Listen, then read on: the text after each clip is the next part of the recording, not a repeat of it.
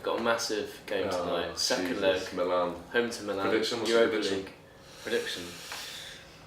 I mean, this video will probably come out afterwards. Yeah. So. I think Arsenal scrape through. I reckon Milan will actually go and win 2-1. But you think they'll go through and away goals to Arsenal? So they'll be aggregate wise. I think 3-1 Milan. 3-1.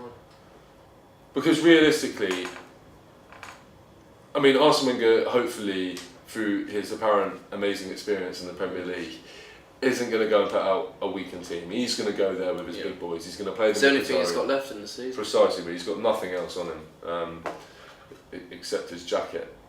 That he can't zip up. No, but he's got to go in with all the big boys. You know, he's got to go in and show the fans that, like, even though we're 2-0 up and we've got a comfortable 2 away goals, we're not going to take any risks. Right. Because that was my worry for Arsenal, is that he would maybe become a bit too complacent. Because the same happened in the previous previous round. Yeah, they came over and they did them. And if Ostersons can do them... Yeah, it's actually a tiny club. But Milan, the thing is, Gattuso, he would have destroyed the players for that defeat. Yeah. Especially in front of the San Siro fans. You know, he would have expected a win. Yeah. I expected Arsenal to score at the San Siro, but I expected like a 2-1 Milan. Yeah. Purely because it's at their ground. Gattuso was unbeaten in like 13. They hadn't conceded in like, I think, any of those games. So I was expecting a Gattuso performance.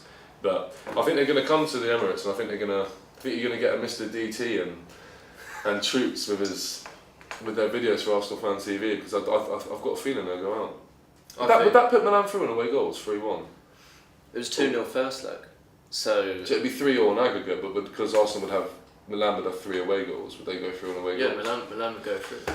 Maybe if we were sponsored by Coral or Sky Bet, we could have like just what the betting things along the bottom. Yeah, along the line. Bottom. It'd be like 60-1 with the sign-up offer of the 2 Craigs, you know. But no, I mean, the big thing tonight is obviously for Arsenal to get through. Yeah. But I mean, if they get through, they've got the chance of facing Dortmund. I mean, Dortmund lost in the first leg. I think even if Arsenal don't go through, I still think Wenger will keep his job at the end of the season. I think He has to go. He does. I think he has to go as well. But I don't think he won't go unless the club sack him. Well, he's not gonna. But the club should. I mean, it's the Kroenke. I mean, obviously. Kroenke's barely there. He's barely interested. Well, he sent his son Josh Kroenke over to now deal with it. But what I'm thinking is, I think Stan Kroenke is too scared to sack him. So I think he sent his son over to do the job, and that's what I heard on Arsenal Fan TV, and it made a lot of sense when I heard it. But it's as if Arsene Wenger, he holds his own like destiny with the club. Yeah. Just as if he decides when he leaves. He's an employee. Yeah. But do you not think But do you not think they're so reluctant to actually sack him because when Sir Alex Ferguson left, look at Man U for the past 4 or 5 years, Man U have gone downhill. Yeah, but Man United were consistently performing. Arsenal have done nothing. They have underachieved in the last. They haven't won a league title since 2004. 2004. Yeah. 14 years. And what they've won, 3 or 4 FA Cups? Yeah. Wigan won an FA Cup. We got to the final of an FA Cup. Birmingham. Oh, no, they won the League Cup. They lost. They beat. Who did they beat? Arsenal. Exactly, yeah. They've had 3 chances in the Carling Cup final, or the Carabao Cup, and they've lost all 3. They get embarrassed each year by European opponents. Milan 10-1 on aggregate, or 10-2, whatever it was. Yeah. For me, big statement, Arsenal fans. This is a big statement, and I don't want to upset anyone. Not that I don't think we're going to get many views at the start to upset anyone. Yeah. But if we do, I think he's the most overrated manager ever in the Premier League. The only exciting thing they have all season is that they're going to win the Emirates Cup, whatever they do at the start of the season. Emirates Cup? You know, they do that little pre-season trophy where they have like 4 teams come over and they do like a little... Oh, yeah. That's the only thing that they win. What does he do with the team? They haven't won... Realistically, if you're like... This is the way I look at it. So, I mean, you were born, 1996? Yeah, my 97s. We're born in pretty much the exact same era. Well, we were born in the same era. So when I started like actually watching football, I mean, my dad introduced me to football for probably the moment I could breathe, Palace straight away.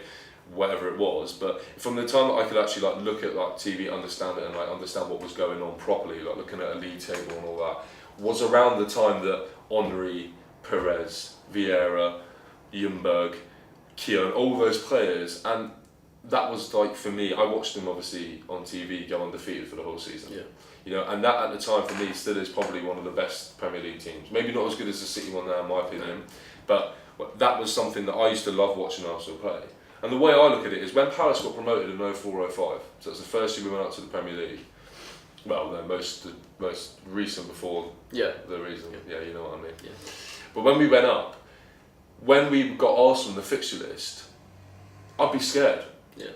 But I'd also, for Palace fans, it'd be a day out to see Henry.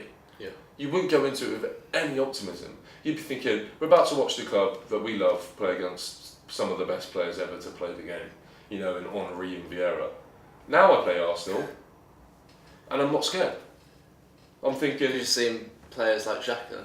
well, you go from Vieira to El Neni, you go from Henry to Shamak and Bentner, and then Eduardo in the middle. And that best is in at the same time that is all to do with Arsenal's kind of general decline. The fact that they can't the fact they can't bring in these world class. But how can't you bring them in? When Henry went off to Barcelona, that was the season just before when they got to the Champions League final and lost to Barcelona. Yeah. But how, if you're still a top four side with a stadium like that, how are you not bringing in players of that? How can you bring in Aubameyang now, who was one of the most hot and wanted strikers in the world, but back then you're bringing in Shamak and Bentner? Yeah. I mean, Doesn't make Bentner's had the most embarrassing career I've ever seen. But as I was saying, when we used to go watch Arsenal now, I'm thinking I can win. Yeah. Beat them at home last year, 3-0. Last year, sorry, 3-0. Yeah. The year before that, I think we drew 1-1 in the Emirates. Like West Brom were taking the piss out of them when they lost. When it was 3-1 to West Brom or whatever. Yeah. Not Forest 4-2, Yeah. and people are chanting Wenger, we want you to stay. It's crazy. How does the chairman not? What? Surely he watches the game. I don't think. Or I don't think it surely does. someone, one of his assistants, will feed back and say, we were crap again And for he's the not- 17th he's not week even watching. running. Everyone looked tired. Wenger couldn't zip his jacket up. It's the same stuff each week. How does he not sit there and go, all right? And then they might say, oh, well, the other fans were chanting, Wenger, we want you to stay. I mean, maybe Kroenke's a Tottenham fan. That's my conspiracy. Maybe he is. Maybe Stan Kroenke's a Tottenham fan. But you know, Yeah, I wouldn't be surprised. I'm just saying, it's a stupid thing to say, but I mean, what apart that club? And he turns around after the Brighton game, which was hard for me to watch Brighton beat Arsenal, but I was kind of glad they did, because I kind of thought if they'd beaten Arsenal, that would be him. But then I forgot they still had the Milan game. But surely, and he comes on TV and he goes, I can turn it around. What can you turn around right now? You're 13 points behind Tottenham. With 8 games they're to go. 30 points behind Man City. Yeah, they're like 30 points. 30 yeah. points. I think they're closer to Palace, third from bottom, than they are to Man City. So, but no, honestly, they haven't. Realistically, if you're a club like Arsenal, there's two things from this. You haven't won the Premier League in 14 years, 13 seasons. You've won a few FA Cups and on the run. You've underachieved hugely. You haven't got past the last 16 for I don't know how many years in the Champions League. Arsenal fans still think they're a big club. What they need to do is realise that they're not a big club anymore. They've got the media surrounding being a big club. You know, if you go to like America or you go to Asia and you ask the fans there, you know, what type of Premier League teams do you think of? They're going to say Man United, Arsenal, Liverpool, Chelsea. Maybe not so much Man City, but maybe now Man City. Yeah. Because of the history Arsenal had. But they're not a big club anymore. No. When you're 13 points behind and you're losing to Notts Forest when you are the current holders of the FA Cup and you can't compete, you're losing to Tottenham most seasons now. Yeah. You're getting beaten by Man United most seasons now. You're 30 points behind the league leaders. If you lose your next two games and Leicester win their next two games, they're above you and you're in 8th. You need to get away from the fact that you're not a big club anymore, but you have the potential more than any other club around you to go back to being a big club. Yeah. Because Who's going to sign the bigger player? Leicester, West Ham or Arsenal? Arsenal every time. They got Aubameyang in, they got Lacazette in. But the way I think they should do it is, everyone's like, bring Thierry Henry in, but no, because I feel like he'll come in and he'll do a Shearer for Newcastle, where they brought Shearer in to try and save the day. It didn't happen, but thankfully Shearer was loved, so they didn't. You know, his legacy wasn't ruined. But I feel like if they get Henry in and he continues to do a bad job, the legacy of Henry might be dented. Yeah. And fans won't remember Henry for everything. They'll remember Henry for ruining Arsenal more than Wenger did. I think they need to get Ancelotti in. He's vacant. Solid. He seemed to have said that he would be interested. I think he's watched a couple of games. Probably more than Kroenke. Yeah, definitely. Yeah, he's already a better chairman or owner than Kroenke. Get Ancelotti in, and if Belgium don't do well in the World Cup, I would say to Henry, come work with the under-21s at Arsenal, but shadow Ancelotti, because I personally think Ancelotti is one of the best managers ever. Yeah. You know, I think alongside Mourinho, he's won the most amount of European Cups with multiple teams. So bring him in, let Henry shadow him and watch somebody who of that calibre and manage a team. You know, change the team around. He's gonna bring players in. He's gonna sort players out. You know, because he doesn't want to be embarrassed because he's had a pretty illustrious career. Yeah. And then after, say, 3 years, when Ancelotti decides to, you know, retire with his yacht or whatever he wants to do, whatever these rich guys want to do in football, Henry then takes over with all the knowledge that he's learned, all the knowledge he's had from coaching the under-21s, which is still a fierce league, the under-21 Premier League. It's still a decent standard, because some of these players are getting into England squads, they're making appearances for first teams, like Man United have got quite a few players coming through. Let him do that, come in, and then take over. Because he's not said he doesn't want to do it. No. You know, Arsenal was his main club, and he said, why would I turn it down? Why would I not think about that? You know, it's a big club.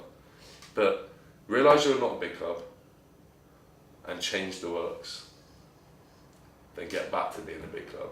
Because if they do that, there's no way for me. It's going to take a while. It's not going to happen overnight. I mean, it could happen overnight. Chelsea had a terrible season with Conte changed overnight. I don't think Chelsea were in the same situation. No. But there's no saying in 3 years' time, Arsenal can't win the league. But he has to go. And I think all the Arsenal fans, like, we don't want to sack him because of his legacy. DT on Arsenal Fan TV, I love watching him. I can't listen to that tie. Because I don't think anyone can. Pardon? I don't think anyone can. How? He blamed the weather for losing to Watford one time. How do you blame the weather for losing to Watford? They had the exact same weather as you. Exactly. He's always positive. You never know, we might bounce back. I believe we can do it. Look at the league table. He hasn't refreshed his internet page since 2003, I don't think, because he still must have the table up on there. He needs to just stop being filmed. But DT says all the time that his legacy is gone now. They've underachieved for 13, 14 years. So, whatever. And if he says, I'm not leaving, I'd sack him. I don't care about your legacy. Your legacy was gone when people were putting banners up saying, Wenger, we want you to go. Yeah. Your legacy's gone by then. You didn't see that with Fergie? No. Because Ferguson continuously performed. Yeah. There's surely somewhere in the dark. Yeah, he's the most successful manager in Ghana's history, but I'd be a bit worried if he wasn't, considering he's been there for like 20 odd years. I mean, talking of someone who, if we're going from Arsene Wenger going to be sacked, it's got to be Jamie Carragher. Got to be Jamie Carragher, eh? I mean, what was that? I think spitting is the lowest form. It is the lowest form. What did he do?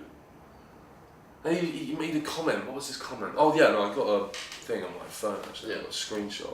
It was difficult for me. I was continuously goaded and verbally abused a number of times while I was being filmed in slow-moving traffic.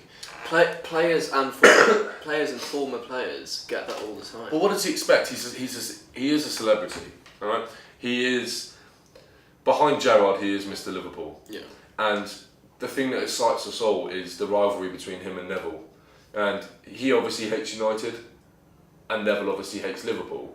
So when you see Carragher, if I was to beat, so if Carragher was there on the day we beat Liverpool, we drew with Liverpool 3-0, I would have said something to him then. Not obviously in an aggressive way, but I would have gone, ha 3-0.